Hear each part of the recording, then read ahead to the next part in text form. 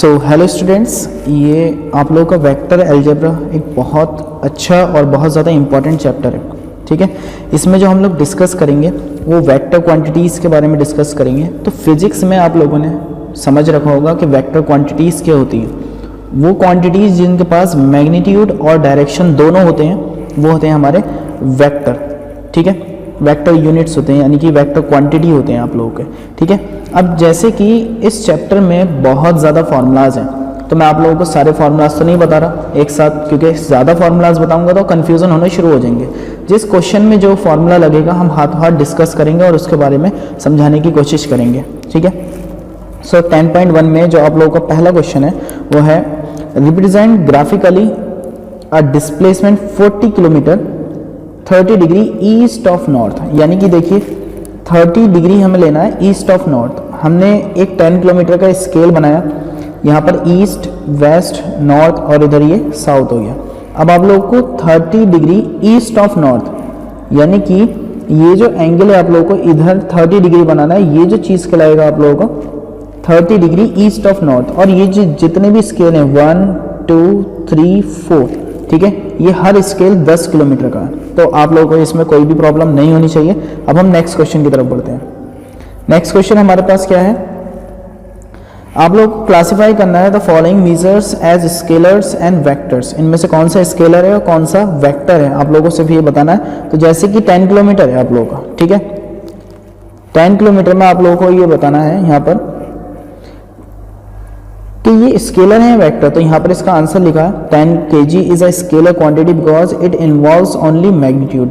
इसका खाली मैग्नीट्यूड दे रखा है, इसके पास कोई डायरेक्शन नहीं है कि किलोग्राम है तो किलोग्राम के पास कोई भी डायरेक्शन नहीं होती, किधर का किलोग्राम, कैसा का किलोग्राम, कुछ नहीं होता। That's why it is a scalar quantity. अब जैसे कि 20 मीटर पर सेकेंड है, देखिए 20 मीटर पर second is a vector quantity. इसमें क्योंकि मीटर भी है, सेकेंड भी है, और इसमें जो इन्वॉल्व हो रहा है मैग्नीट्यूड तो हो रहा है, उसके साथ साथ डायरेक्शन भी इन्वॉल्व हो रहा है। ठीक है, इसमें डायरेक्शन जरूर है, तो दैट्स व्हाई ये आप लोगों का क्या है, एक वेक्टर क्वांटिटीज है। फिफ्थ वाला जैसे कि 10 की पावर -19 कूलम, तो ये भी आप लोगों का क्या है, एक स्केलर क्वांटिटी है, क्योंकि इसमें खाली मैग्नीट्यूड है, कोई भी डायरेक्शन नहीं है। करंट कहाँ पर बह रहा है कहाँ पर नहीं है तो उसके बारे में कोई डिस्कशन नहीं है यहाँ पे। That's why it is a scalar quantity. ठीक है, अब हम आगे देखते हैं। जैसे कि क्वेश्चन नंबर 3 में classify the following as scalar and vector quantities. तो इसमें हमें बताना है कि ये क्वांटिटीज स्केलर है कि ये वेक्टर है। तो पहला है टाइम पीरियड। टाइम पीरियड आप लोगों को कैसा है, time period is a scalar quantity as it involves only magnitude. इसके पास खाली क्या है, आप लोगों का मैग्नीट्यूड है। ठीक है, इसी तरीके से थर्ड वाला है force. Force is a vector quantity as it involves both magnitude and direction. इसके पास मैग्नीट्यूड भी है और डायरेक्शन भी है।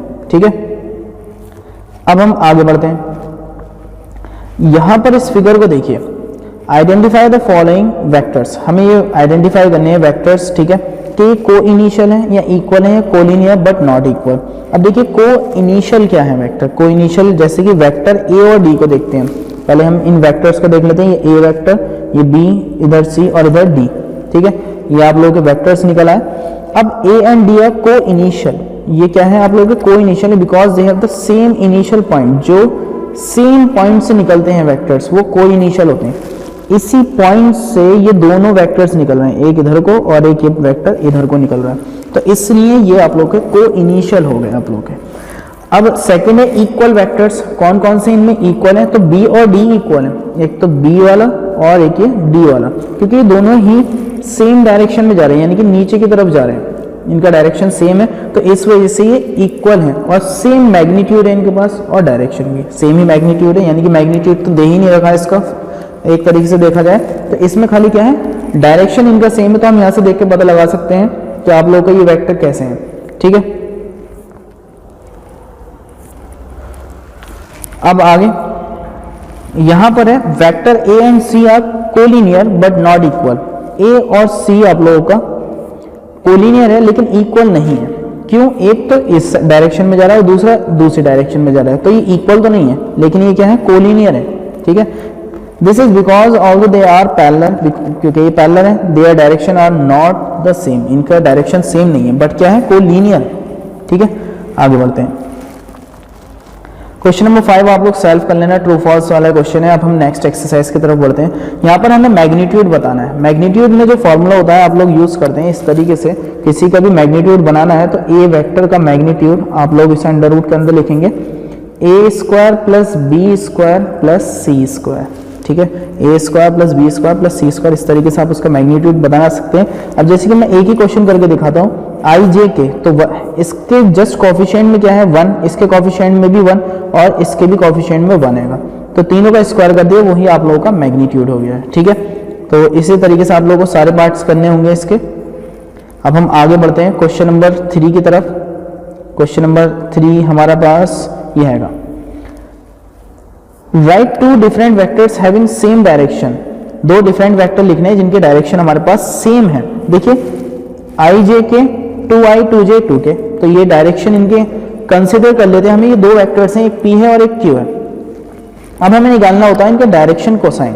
डायरेक्शन कोसाइन कैसे निकलता है 1 upon under root A square plus B square plus C square, ठीक है, इस तरीके से इसका डायरेक्शन निकलता है। अभी हमने बताया था आप लोगों को, ठीक है। फिर p के लिए हम लोग डायरेक्शन निकालना है। p के जस्ट कैसे निकल रहा है, देखिए 1 अपॉन, हमने ये यहाँ पर 1 क्यों लगाया, इसका 1 है क्योंकि इसका कॉफिशिएंट 1 है। अगर यहाँ पर कॉफिशिएंट 2 होता तो हम लोग यहाँ पे 2 यूज करते, तो A square plus B square plus C square हम लोग इस तरीके से यूज कर रहे हैं, ठीक है। तो ये तीनों का तो डायरेक्शन कितना है, मतलब डायरेक्शन कोसाइन आया 1 अपॉन अंडर रूट 3। अब हमें इसका देखना है, तो हर किसी में 2 लगा हुआ होगा, देखिए इधर भी 2 है, इधर भी 2 है और अगला वाला भी आप लोगों का 2 दे रखा है, इस तरीके से। तो क्योंकि हम लोगों ने क्या करा, जो ऊपर नंबर होता है कॉफिशिएंट होता है कॉफिशिएंट अपॉन ए स्क्वायर बी स्क्वायर और सी स्क्वायर, ठीक है, इस तरीके से हम लोगों ने देखा कि इसका भी सबका आंसर 1 अपॉन रूट 3 आया, इधर भी 1 upon root 3, 1 upon root 3, 1 upon root 3, इधर भी और ये भी सब 1 अपॉन रूट 3 आया। तो हमने कहा the direction cosine of P and Q R same, ये दोनों सेम है, the two vectors have the same direction, तो इन्हीं के पास कैसी डायरेक्शन है, सेम डायरेक्शन है, ठीक है। अब हम नेक्स्ट आगे बढ़ते हैं भाई, क्वेश्चन नंबर 6 की तरफ देखते हैं। क्वेश्चन नंबर 6 आप लोगों को क्या क्वेश्चन है, find the sum of vectors a b और सी। देखिए सम करना बहुत आसान होता है, आई के साथ आई जुड़ता है, जे के साथ जे, के के साथ के, तो यहाँ पे वही जोड़ा, सारे आई वाले को एक साथ लिख लिया, जे वाले को एक साथ और के वाले को एक साथ कॉमन ले लिया और वही आप लोगों का आंसर हो चुका है, ठीक है। अब आगे बढ़ते हैं हम लोग क्वेश्चन नंबर 8 की तरफ। क्वेश्चन नंबर 8 है आप लोगों का, find the vector in the direction of vector P Q. P Q की इसकी डायरेक्शन है, जहां पर पी एंड क्यू आप पॉइंट्स, जहां पर पी और क्यू 2 पॉइंट्स दे रखे हैं रेस्पेक्टिवली। तो जो पी और क्यू पॉइंट्स है, हम सबसे पहले क्या करेंगे, दोनों पॉइंट्स को आपस में माइनस करेंगे। 4 - 1 करा, 5 - 2 करेंगे, 6 - 3 करेंगे, तो 4 - 1, 5 - 2, 6 - 3 और सब में आई जे के लगा देंगे, तो हमारे पास ये क्या है। अब हम लोगों को इसका मैग्नीट्यूड निकालना है। मैग्नीट्यूड अभी बताया था हमने, A square plus B square plus C square से, ठीक है। तो जो भी मैग्नीट्यूड आ गया आप लोगों का। अब इसके बाद हमें क्या निकालना था इसमें, यूनिट वेक्टर। देखिए यूनिट वेक्टर में ए कैप बोलते हैं इसे, ए यूनिट वेक्टर आप लोग निकालते हैं, ए वेक्टर अपॉन ए वेक्टर का मॉडुलस, ये आप लोगों का फॉर्मूला है यूनिट वेक्टर फाइंड करने का, ठीक है। तो हमने उसे निकालने की कोशिश करी, तो पहले तो ऊपर जो वेक्टर था हमारे पास उसे ऐसे ही लिख दिया 3i 3j 3k, ये भी निकाला था हमने 3i 3j 3k, उसे हमने ऐसे नोट कर दिया। और जो इसका मैग्नीट्यूड आया था, मैग्नीट्यूड आया था 3√3, ठीक है। सभी के हमने एलसीएम को तोड़ लिया, तो 3/3 और खाली √3 बचा, यहाँ पे कैंसिलेशन हुए और आप लोगों के यही इसके आंसर है, ठीक है। अब आगे बढ़ते हैं हम लोग क्वेश्चन नंबर 10 की तरफ। 10 में है, find a vector in the direction of the vector 5i - j + 2k has which has a magnitude 8 units, जिसके पास 8 यूनिट्स का मैग्नीट्यूड है आपका, ठीक है। तो हमने देखा ए वेक्टर आप लोगों को दे रखा है, आपने सबसे पहले इसका क्या निकाल दिया,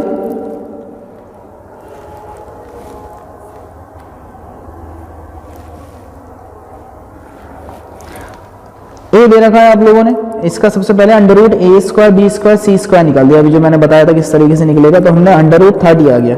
अब हमने इसका क्या निकाला, यूनिट वेक्टर भी निकाल दिया। हमने इसका क्या निकाला, यूनिट वेक्टर निकाला। हमें जो वेक्टर डायरेक्शन वेक्टर से फाइंड करना है जिसका मैग्नीट्यूड 8 यूनिट दे रखा है, ठीक है। तो हमने इसकी मल्टीप्लिकेशन क्या कर दी,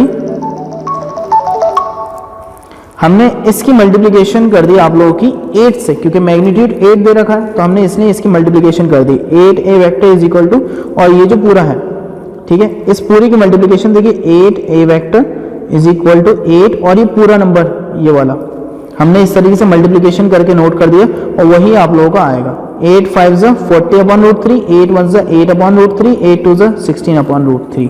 ठीक है, इस तरीके से आप लोगों को करना होगा। और ये आप लोगों को निकल आया। अब देखिए यहां पर कैसा आएगा, जस्ट इसका सॉल्यूशन दे रखा है आप लोगों को और कुछ नहीं है। यहां पर कैसे इसका सॉल्यूशन है देखिए, इन्होंने यहां पर डायरेक्ट आंसर लिख दिया था। ठीक है, ये डायरेक्टली आंसर है और जस्ट ये आप लोगों का यहाँ पर आंसर नोट करके दिखाया है। अब आगे देखते हैं हम लोग क्वेश्चन नंबर 13 की तरफ बढ़ते हैं। 13 क्वेश्चन आप लोगों को क्या है, find the direction cosine of the vector joining a and b directed from a to b. यानी कि डायरेक्शन कोसाइंस बताने हैं हमें वेक्टर्स के, जो ए ये दे रखा है और बी ये दे रखा है, ए से लेकर बी तक। ठीक है, दो वेक्टर्स हैं तो अभी हमने बताया था पहले दोनों पॉइंट्स को माइनस करते हैं। -1 में से 1 माइनस करेंगे, 2 में से 2 को माइनस करेंगे और 1 में से 3 को माइनस करेंगे। तो माइनस करके देखिए इधर माइनस करो, इधर माइनस करो, इधर माइनस करो, ये आप लोगों का आंसर आ गया। ए बी वेक्टर निकाला है आप लोगों का। ठीक है, अब हम आगे बढ़े। ए बी का हमें क्या निकालना है, जो अभी हमने सबसे पहले स्टार्ट किया था √a² b² c², मैग्नीट्यूड निकालना है। तो मैग्नीट्यूड आप लोगों ने निकाला √a² b² c² से, वही आप लोगों का यहाँ पर आंसर हो चुका है। ठीक है, आंसर इतना क्या हो गया, ये आप लोगों का मैग्नीट्यूड आ गया।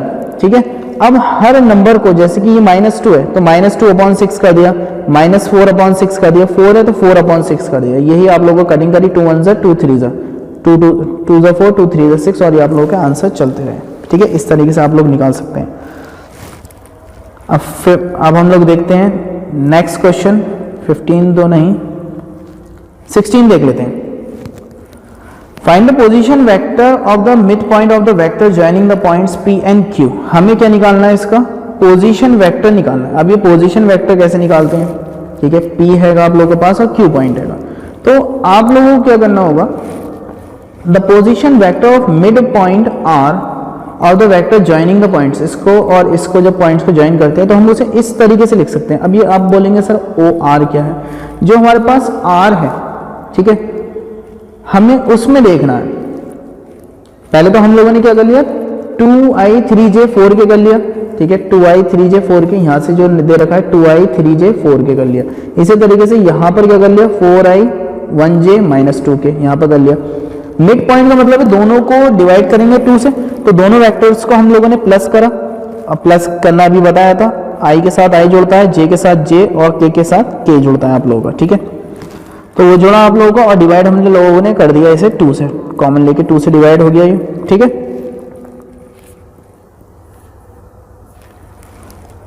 वही आप लोगों का आंसर है। ठीक है,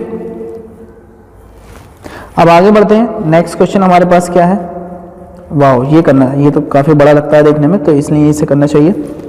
show that the points A, B and C with position vectors A, B and C respectively from the vertices of a right angle triangle. हमें राइट एंगल ट्राइंगल के वर्टाइसेस दे रखे हैं। ठीक है, इस तरीके से राइट एंगल ट्राइंगल बना लेते हैं हम लोग। ठीक है, तो यहाँ पर A की वैल्यू दे रखी है, B की वैल्यू दे रखी है और C की वैल्यू दे रखी है, तीनों की। ठीक है, हमने क्या करा, पॉइंट्स लगा लिया A, B, C। मान लेते हैं इधर A वेक्टर, इधर B वेक्टर और इधर C वेक्टर। ठीक है, हमें सबसे पहले क्या चाहिए होगा, AB का मैग्नीट्यूड। AB का मैग्नीट्यूड कैसे निकल कर आएगा, जब आप B में से A को माइनस करेंगे, यानी कि B में से A को माइनस करेंगे तो आप लोगों का मैग्नीट्यूड निकल कर आ जाएगा। ठीक, सॉरी मतलब उसकी जो डायरेक्शन है वो वेक्टर किस साइड में जा रहा है वो निकल कर आ जाएगा। ठीक है, क्योंकि वेक्टर कैसे भी जा सकते हैं, इधर की तरफ और यहाँ से इधर की तरफ और इधर से उल्टा, इस तरीके से वेक्टर जा सकते हैं। तो हमने AB को निकालने के लिए B-A करा, BC को निकालने के लिए C-B, CA को निकालने के लिए A-C। चाहे तो आप इसे ट्रिक से समझे, चाहे कैसे ही समझे, आप लोग इसे देखिए। अगर AB है तो आप लोग इसे कैसे निकालेंगे, B vector minus A vector. BC है तो डायरेक्टली कैसे निकालेंगे, C vector minus B vector. ठीक है, इसी तरीके से कर रखा है। हम लोगों ने माइनस जैसे प्लस करना सीखा था ऐसे माइनस, तो माइनस हम लोगों ने यहाँ पर इसे करके दिखाया। अब लोग बोलेंगे सर ये तो प्लस का साइन है, ऐसा नहीं है। माइनस देखो, माइनस कैसे करा जाएगा। ठीक है, अब हमारे पास जितने भी हैं नंबर्स, हमने उन सबका क्या निकाल दिया, मैग्नीट्यूड निकाल दिया। क्या निकाला, मैग्नीट्यूड इसका। ए बी यानी कि जो ए बी निकल कर आया था उसका मैग्नीट्यूड, बी सी का मैग्नीट्यूड और सी ए का मैग्नीट्यूड। अब हमने देखा कि राइट एंगल ट्राइंगल है क्या नहीं है, तो राइट एंगल ट्राइंगल में hypotenuse square is equal to base square plus perpendicular square हमेशा होता है, तभी वो राइट एंगल ट्राइंगल हो जाता है। तो हमने हाइपोटेनियस, ये जो हाइपोटेनियस है, हाइपोटेनियस लगाई, ये एच है, एक होगी बेस और एक होगा परपेंडिकुलर। हमने जब को ऐड करा इन दोनों को तो 41 बैठा, दैट्स वाई ये एक क्या है आप लोगों का राइट एंगल ट्राइंगल है। ठीक है, अब चलिए आगे बढ़ते हैं। ये तो ट्रू फॉल्स में है, यानी कि एमसीक्यू है एक टाइप का, वो आप लोग कर लेना खुद। ठीक है, क्वेश्चन नंबर 19 भी एमसीक्यू है।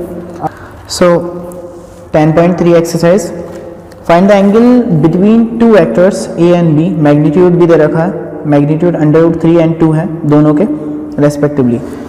हैविंग ए डॉट बी यानी कि डॉट प्रोडक्ट दे रखा है, वो है √6।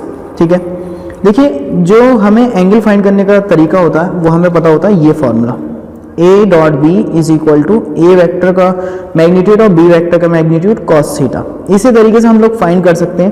तो ए डॉट बी हमने दे रखा है, ए वेक्टर का मैग्नीट्यूड मतलब दे रखा है वो भी √3 और बी भी हमें दे रखा है।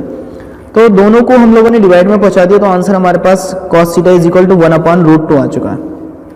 अभी 1/√2 किसकी वैल्यू होती है, cos π/4 की वैल्यू होती है। इस वजह से हम लोगों ने इसे कैंसिल भी कर दिया, जैसे कि cos theta is equal to cos π/4 लिख सकते हैं। π/4 का मतलब सभी जानते हैं, तो cos से cos गया, थीटा इज इक्वल टू π/4, या फिर आप लोग इनवर्स भी लगाएं तब भी वही बात है। ठीक है, अब आगे बात करते हैं हम लोग क्वेश्चन नंबर 4 की तरफ।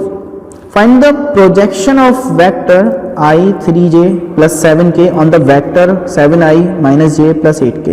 प्रोजेक्शन के क्वेश्चन तो बहुत ज़्यादा आसान होते हैं, तो हमें जो प्रोजेक्शन दे रखा है, मतलब जो दो वेक्टर्स दे रखे हैं उन पर हमें प्रोजेक्शन निकालना है। प्रोजेक्शन कैसे निकालेंगे, देखिए ये फॉर्मूलाज हैं आप लोगों के प्रोजेक्शन के। देखिए मान लेते हैं कि ये ए वेक्टर है और ये वाला बी वेक्टर है, हम लोगों ने ये कंसिडर कर लिया, तो ये वाला इसके ऊपर प्रोजेक्शन हो रखा है, तो इसके लिए फॉर्मूला रहेगा 1/b वेक्टर का मैग्नीट्यूड और ए डॉट बी। ठीक है, हम लोगों ने लगाया, तो बी वेक्टर का मैग्नीट्यूड √a² b² और c² लगेगा इस तरीके से। अब ए डॉट बी, आप लोग ए डॉट बी कैसे करते हैं, देखिए आई की आई से करेंगे तो वो खत्म हो जाता है। देखिए आई की मल्टीप्लाई अगर हम आई से करते हैं तो आंसर होता है 1, और जे की मल्टीप्लाई जे से तब भी आंसर 1, के की मल्टीप्लाई के से करते हैं तब भी आंसर आप लोगों का 1 होता है। ठीक है, तो हम लोगों ने हर नंबर की मल्टीप्लिकेशन करी, मतलब 1 की मल्टीप्लाई 7 से करी तो 1 × 7 हो गया, 3 की मल्टीप्लाई -1 से करी तो 3 × -1 हो गया, 7 की मल्टीप्लाई 8 से करेंगे तो 56 हो जाएगा। तो ऊपर जो नंबर बचे 7 1 7, 3 -1 -3 और 7 8 56, और √49 + 1 + 64 हम लोगों ने इसका थोड़ा सा कैलकुलेशन करके उसका आंसर दे दिया। तो ये है उसका प्रोजेक्शन। ठीक है, लेकिन इस फॉर्मूले को याद रखना, ये जो फॉर्मूला है आप लोगों का ये प्रोजेक्शन के लिए फॉर्मूला है। ठीक है, अब आगे हम लोग बात करते हैं नेक्स्ट क्वेश्चन नंबर 6 की तरफ। तो क्वेश्चन नंबर 6 में है फाइंड ए वेक्टर का मैग्नीट्यूड और बी वेक्टर का मैग्नीट्यूड, और आप लोगों को a + b dot a - b का डॉट दे रखा है जो कि 8 है, और a वेक्टर का मैग्नीट्यूड इक्वल है 8 × b वेक्टर का मैग्नीट्यूड। ठीक है, तो हमें जो दे रखा है उसके हम हिसाब से करते हैं। a की मल्टीप्लाई a से करेंगे a डॉट a, फिर a की b से करेंगे, फिर b की a से, फिर b की b से। तो यही तरीका होता है मल्टीप्लिकेशन करने का, है ना। तो a की a से करी a² ab से ab खत्म हो चुका है आप लोगों का, ये कैंसिल हो जाते हैं आप लोगों के। ठीक है, b dot b b²। So a की जो वैल्यू है वो क्या है 8b वेक्टर। ठीक है, तो हमने इसका होल स्क्वायर करा -b², 8 का स्क्वायर 64 और इस पे स्क्वायर लगा दिया। 64 - 1 63 बचा इज इक्वल टू 8। ठीक है, सो b² ऐसे रहेगी, 63 अपॉन में चला गया, तो b की वैल्यू √8/63। हम लोगों ने इसका थोड़ा सा एल्जेब्रा लगाया, एल्जेब्रा करने के बाद हमने इसे 2/3 √2/√7 बोल दिया। अब क्वेश्चन में दे रखा था कि a vector is equal to 8b vector, तो a वेक्टर हम लोगों ने ये लगाया 8b वेक्टर, ये तो आ चुका है, तो हमने 8 से इस नंबर की मल्टीप्लाई कर दें, ठीक है। तो हम लोगों का थोड़ा सा अलजेब्रा लगाइए और आंसर मिल जाएगा आप लोगों को। नेक्स्ट देखते हैं कोई अच्छा सा क्वेश्चन, ये वाला, ये तो अच्छा लग रहा है देखने में भाई। If a vector is equal to 2i 2j और बी वेक्टर भी दे रखा है आप लोगों को, सी वेक्टर भी दे रखा है आप लोगों को, such that a plus lambda b is perpendicular to c vector, यानी कि ये चीज़ जो कंडीशन है a plus lambda b perpendicular है सी वेक्टर पे। अब ये a प्लस लैम्डा बी क्या है, हम लोग a प्लस लैम्डा बी निकालने की कोशिश करते हैं। ये आ गया a, लैम्डा का साइन लगाया और ये लिख दिया b। हम लोगों ने लैम्डा की पहले मल्टीप्लाई कर दी, लैम्डा की इससे फिर इससे और फिर इन तीनों नंबर से हम लोगों ने मल्टीप्लिकेशन कर दी। मल्टीप्लिकेशन करने के बाद हमने क्या करा, i वालों को एक साथ, j वालों को एक साथ, k वालों को एक साथ नोट कर दिया। अब क्वेश्चन में है कि मल्टीप्लाई कर रखा है, मतलब परपेंडिकुलर के केस में अगर आप लोगों ने देखा होगा तो आप लोगों को पता था, एक फॉर्मूला था हमारे पास m1 into m2 is equal to minus का 1 होता था, ठीक है। चलिए खैर इसे तो खत्म करिए, लेकिन आप लोग यहां से ध्यान रखिए कि अगर आप लोगों का परपेंडिकुलर होगा तो a डॉट b आप लोगों का 0 होता है, ठीक है। a डॉट b क्या होता है, 0 होता है, ये परपेंडिकुलर के केस में। तो यहां पर हम लोगों ने परपेंडिकुलर का केस यहां पर अप्लाई करा, तो हमारे पास ये वेक्टर था और ये सी पर परपेंडिकुलर था, तो a plus lambda b c पर परपेंडिकुलर, तो डॉट लगाया हमने। a प्लस लैम्डा बी की हम लोगों ने वैल्यू यहाँ पर रख दी और multiply by 3i plus J. Multiply करने का तरीका, इस पूरी ब्रैकेट की i वाले के i के साथ होगी मल्टीप्लाई और j वाले की j वाले के साथ होगी। अब बेचारे k के लिए तो कुछ है ही नहीं, तो वो तो 0 है, तो वो ऐसे ही रह गया, ठीक है। अब हम लोगों ने मल्टीप्लाई कर दी, 3 2 6 और माइनस से थोड़ा सा अलजेब्रा लगाया, लैम्डा की वैल्यू हम लोगों ने फाइंड कर ली, ठीक है। लैम्डा की वैल्यू हम लोगों से फाइंड करवा रहा था वो, ठीक है। सो अब हम आगे बढ़ते हैं, आगे हमारे पास क्या है, ये करते हैं क्वेश्चन नंबर 16, ठीक है। क्वेश्चन नंबर 16 करते हैं। Show that the points a b और सी आर कोलिनियर। कोलिनियर के केस में आप लोगों को पता होता है ऑलरेडी, कोलिनियर में क्या होता है कि अगर इस तरीके से कोई लाइन है, यहाँ पर बीच में पॉइंट्स लगे हुए हैं, तो इन तीनों का सम, या फिर अगर एक लाइन है तो इन दोनों का सम बड़े वाले के बराबर होगा। ये हमें कोलिनियर में पता होता है, 9th क्लास से हम लोग सीख चुके हैं ये चीज़, ठीक है। तो हमने क्या करा, सबसे पहले तो ए बी निकाला। ए बी कैसे निकलेगा, दूसरे को पहले में से माइनस करके, 2 - 1 6 - 2 और 3 - 7, इस तरीके से हम लोगों का ए बी निकलेगा। फिर बी सी, फिर सी ए सी निकाल लिया हमने, तीनों चीज़ें निकाल ली। अब हमें हर किसी का क्या चाहिए, मैग्नीट्यूड चाहिए। हर किसी का मैग्नीट्यूड, तो वो कितना बड़ा है या कितना छोटा, हमने मैग्नीट्यूड निकाल लिया। मैग्नीट्यूड को देखा हमने, ए सी का magnitude A B plus B C के बराबर आ रहा है। देखिए √3 plus √3 is equal to 2√3। Magnitude का तो फॉर्मूला भूलना मत, A square plus B square plus C square, ठीक है।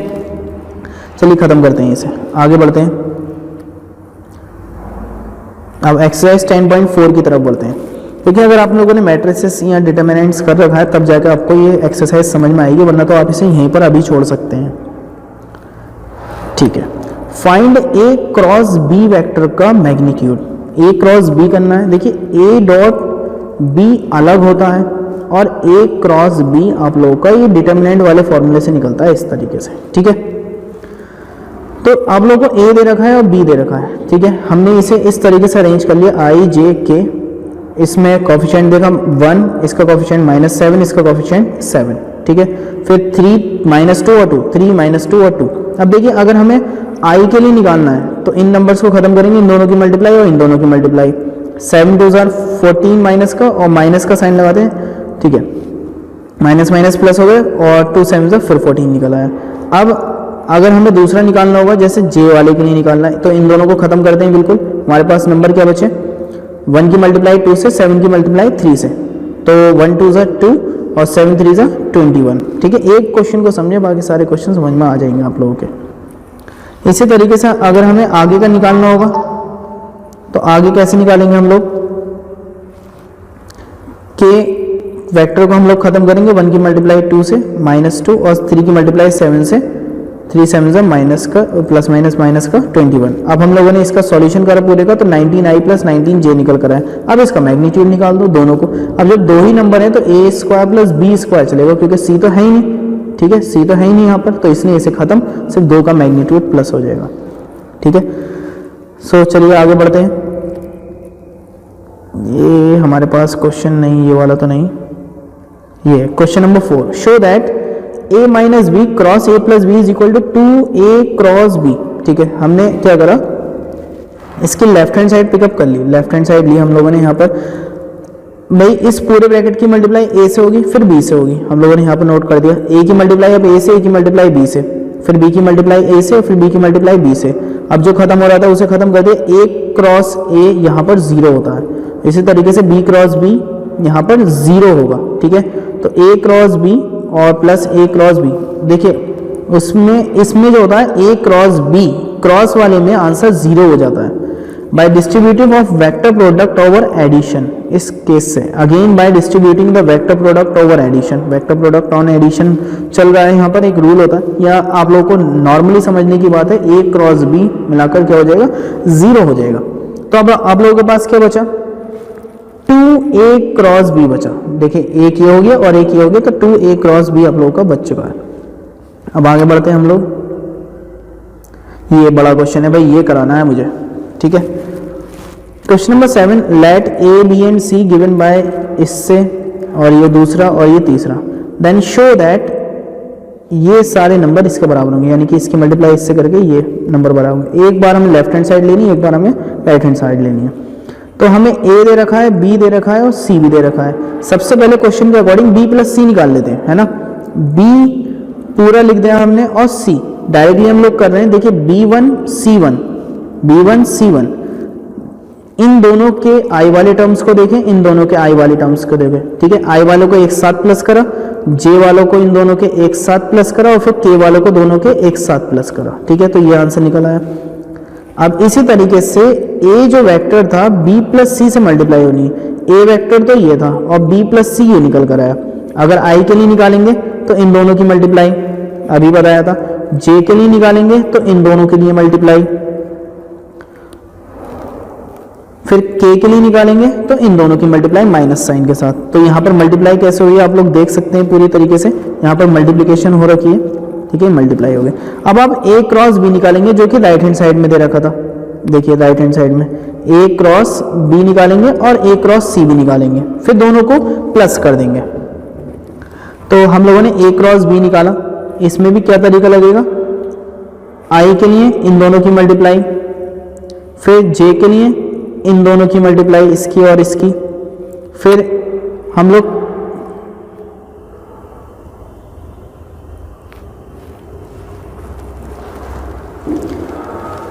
k के लिए निकालेंगे हम लोग तो इन दोनों को छोड़कर इन दोनों की मल्टीप्लाई माइनस साइन के साथ। तो इक्वेशन नंबर 2 हो गए। फिर इसी तरीके से a क्रॉस c निकाला, हमने दोनों को क्या कर दिया, प्लस कर दिया। यहाँ पर a क्रॉस b और a क्रॉस c को दोनों को प्लस कर दिया। अब i के साथ i वाले टर्म और j के साथ j वाले, k के साथ k वाले टर्म्स हम लोगों ने प्लस करने हैं। ठीक है, यहाँ पर प्लस भी करके दिखाया है वो आप लोगों को। तो इसी तरीके से आप लोग बोल सकते हैं कि left hand side equal to किसके हो गए, राइट हैंड साइड के इक्वल हो गए। देखिए यहाँ पर एक चीज सबसे इंपॉर्टेंट है, कैलकुलेशन। ठीक है, और दूसरी आप लोगों की अलजेब्रा बहुत अच्छी होनी चाहिए, यानी कि कैलकुलेशन में algebra plus minus divide multiply ये चीज़ें बहुत अच्छी होनी चाहिए, तब जाकर आप लोग ये क्वेश्चन कर पाएंगे। ठीक है, आगे बात करते हैं। Question number 10, find the area of the parallelogram whose adjacent sides are determined by the vector. जिसकी एडजेसेंट साइड्स दे रखी, दो साइड्स, मतलब पैरेललोग्राम है तो एक तो ये वाली साइड दे दी और एक ये वाली साइड दे दी। ठीक है, अब हमें क्या निकालना है, एरिया निकालना है इसका।